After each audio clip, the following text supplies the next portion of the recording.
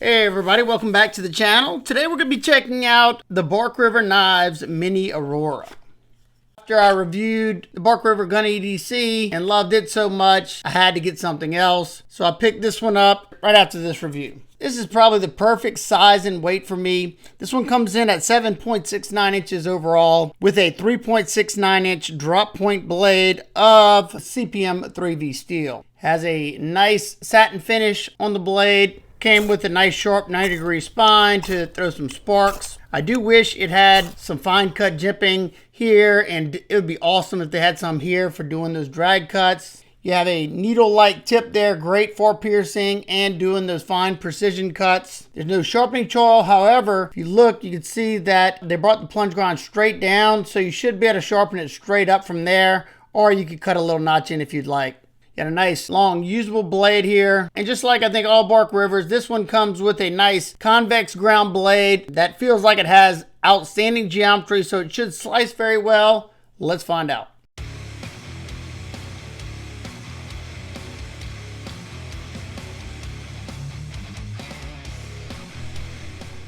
I gotta admit, this time it was really fun to see how well it slices with a fresh edge on it, because whenever I tested my Bark River Bravo EDC, I tested it a long time after I'd had it, and I'd done a lot of cutting with it beforehand. So all I did was drop that one. It was still really sharp, but this one has a fresh edge from factory, and man, is it slicing so well. I'm starting to like these convex grinds more and more. And I've been practicing on sharpening freehand with convex grinds, because I would like to keep them like this instead of putting a V-edge like I would normally do. Definitely don't want to ruin this one. But yeah, it just takes me a lot longer because I lost a lot of my dexterity from my accident. So now we're testing the ergos, and yeah, this thing is so comfortable. Now, the Bravo EDC was pretty comfortable, but it had those polished scales, so the scales weren't super grippy. I went with the matte scales on this one, and even though the handle has a little kick out in the back, it fits my medium-sized hands perfectly. Can't say the same if you have large, extra large hands, but I'm able to get so much force into that wood. And this is where you can see it's like a hot knife through butter. This is usually a dreadful test for me, because the half-inch sisal rope is some very fibrous material, and it's very abrasive. If the edge doesn't have bite to it and it's not really sharp, you will struggle. And if you have poor edge geometry as well, it'll struggle. But you can see me using that pointer finger grip. Anytime you see me doing that grip, that means the knife is extremely sharp, because after my accident, like I said, I don't have great dexterity in my hands, especially my fingers. So I'm not able to put down as much force as I can whenever I'm holding it in a pinch grip like that. So anytime I come up on that pointer finger grip, that means it's extremely comfortable. Only thing I wish this thing had is some fine cut jimping toward that tip. That's the only thing that would make this knife any better. But yeah, I can't say enough about this edge. I forgot exactly how much sisal rope I cut, but I did cut an extra long piece for this one. Even though I'm not testing for edge retention, I knew it was going to probably do really well. I think I cut like 250 before we ran out, and it never felt like it slowed down at all. I'm touching the edge now after I finished all this testing, and the edge is still sticky sharp. So yeah, excellent job. Bark River does a pretty fantastic job sharpening these. You can use the tip. It is a little bit higher, so I did have to come up a little bit higher with my grip, but no problem. And even though it's sped up, it is blasting through all the dense materials, and this 10-ounce denim, it just perfect amount of belly though for a flat cutting surface, so it made that type of cutting right there very easy. I was able to make the entire cut without missing any of it. So excellent job. I have to say this one was an absolute pleasure to test, and it feels like it's still incredibly sharp. Let's see.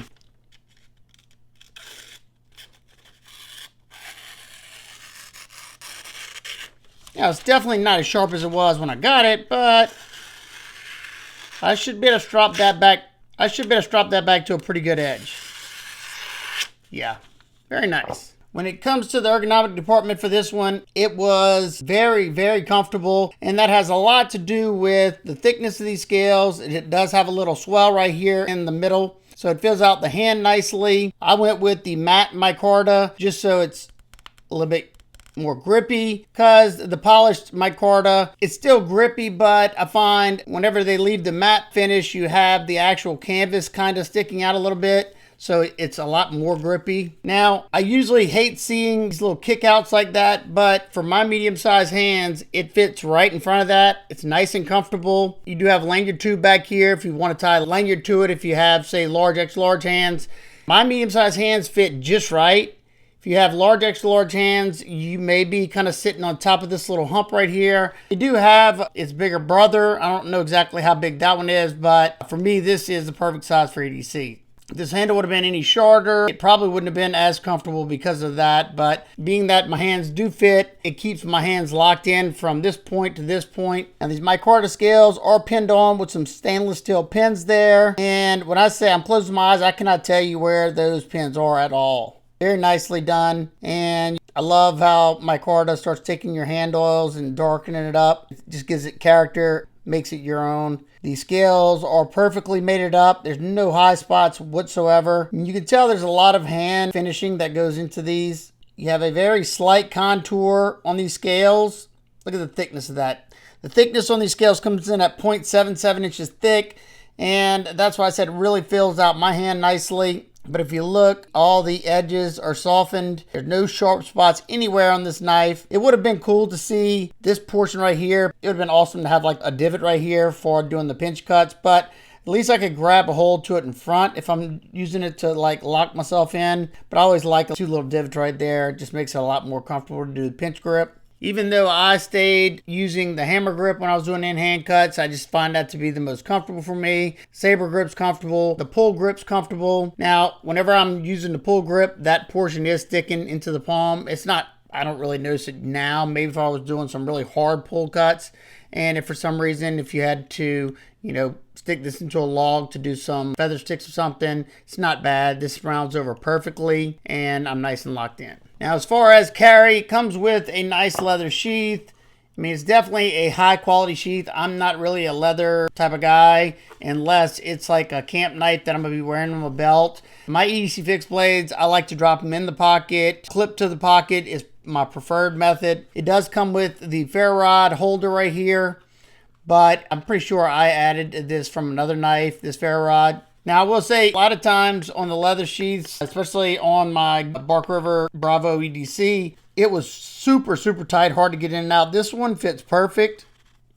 I usually run the spine up against the back portion right here, and it fits nice in there. Now, I'm going to order a Kydex sheath for this one while I don't have one. I took this one in the nature trail behind my house for the last week or two whenever I go out there, and I just been dropping it in my back pants pocket, and it's been fine. It's colder right now, so I don't have to worry about getting all sweaty from leather up against my skin. But I got the perfect amount of handle to grab a hold of this and pull it out, especially if you happen to put a lanyard on there. So if you don't mind carrying with a leather sheath, this one is a nice one. If I had to have leather, I do wish it was one of the Scout carry or vertical carry. These knives are made here in the US in, is it Escanaba, Michigan, I think it is. And I'm pretty sure these are ground by hand, if I remember correctly. I watched one of their shop tours, and they're basically almost like a custom fixed blade. So it carries fine. It's hard for me to even say that, being I don't belt carry. It looks like you probably better fit.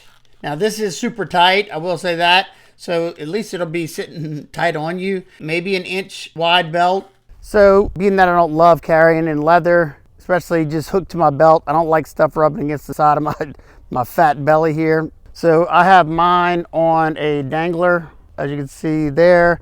That way, whenever I sit down, it goes to the side, and it's not poking me in the side at all, and it's a lot easier for me to get a hold of it. If anybody's interested in one of these leather danglers, it's a pretty nice one. Got it from Joker Knives. I will put the link in the description if anybody's interested in one of these. If you have this knife already and you'd like to carry it on a dangler. It's removable, it's easy to pull on and off, and it also has button straps behind here, some heavy duty button straps behind the belt. So if you don't want to take off your belt, you can do it that way as well. So yeah, I'm in the nature trail behind my house, so I'm gonna carry it on my side. I'll also carry them in the pocket when I can out here, whatever's the most comfortable that day. Now, being these are pinned on scales and 3V is not a stainless, you got to make sure that you don't get it wet underneath here, because you're not going to take them off to clean it out. Now, these are pretty tight in there. I'm usually pretty careful whenever it comes to my non-stainless knives. And if I'm out in the nature trail, it starts raining or something, I'll usually try to get them covered up or something. But if not, it's not the end of the world. I usually blow my compressed air.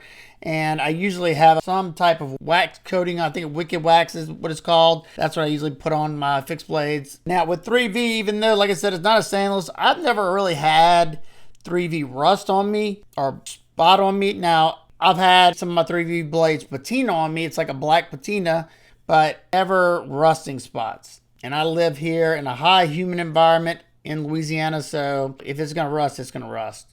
I find whenever they have these nice fine satin finishes on it, it's closing those pores up a good bit, so it helps with the corrosion as well. That paired with my corrosion inhibitor. I found the weight on this one to be really good. That's one thing, you know, whenever it gets past 7.5 inches, a lot of times I don't love that because they can tend to be heavier. This one, in my opinion, is perfect at 4.16 ounces. Now for some size comparisons, it's a little shorter than a Spyderco Mule Team knife, and it's a good bit bigger than the Bark River Bravo EDC. Next, it's a little shorter than the Vero Engineering Malin, and it's a little longer than the White River Knives Sendero. And it's just a hair shorter than the White River Knives versus Cub, and it's just a hair longer than the Architect Knives AK3. And lastly, it's just a hair shorter than the Montana Knife Company Speed Goat, and it's just about identical in length to the Bradford Guardian 3.5. All right, being that no knife's perfect, now for my nitpicks and complaints. I would have loved to have a row of fine cut jimping here and toward the tip. That would have made this thing just absolutely perfect in my opinion. That, along with, I would love to have either a nice taco style Kydex sheath would have been fantastic. You know, keep the same form factor, keep it nice and slim, easy to carry. That way I can clip it inside the pocket if I want, or inside the waistband. And being this isn't a stainless steel, I get a little worried whenever you have pinned on scales. I've never had an issue with water getting underneath any of my scales, but I'm usually pretty mindful of it if it's not a stainless steel. So will it ever be a problem? I don't know. Sure, besides these pins, you got a good bit of epoxy underneath there, so you have no shifting these scales. So does that seal them up? Anybody know that? But like I said, I coat them with a good coating of that Wicked Wax, so I think it'll be fine. Now let's talk about the price. The base model, which this one is, comes in at $225. Do I think that's overpriced? No, I don't.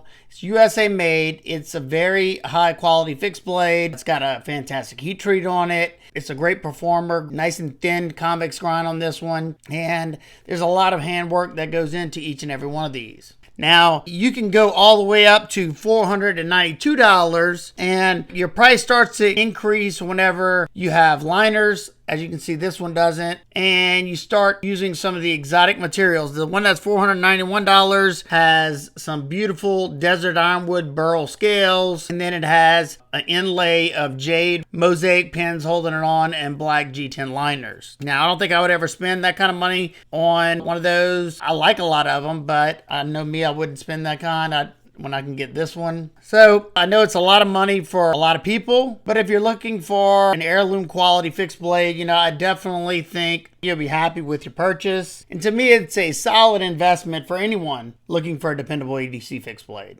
whether you're a seasoned knife enthusiast or a newcomer. In summary, the Bark River Knives Mini Aurora EDC fixed blade is a well-rounded, versatile knife that excels in everyday carry and outdoor situations. Its lightweight build, incredibly sharp blade, and very comfortable grip make it a standout option in this highly competitive knife market. If you're in the market for a reliable, USA-made EDC fixed blade, then I highly recommend checking this one out. If you are interested in this one, it will be linked down below in the description. It will be an affiliate link, so if you want to help support what I do here on this channel, that helps me pay for my testing materials. Awesome. Doesn't cost you a thing. If not, it's no sweat.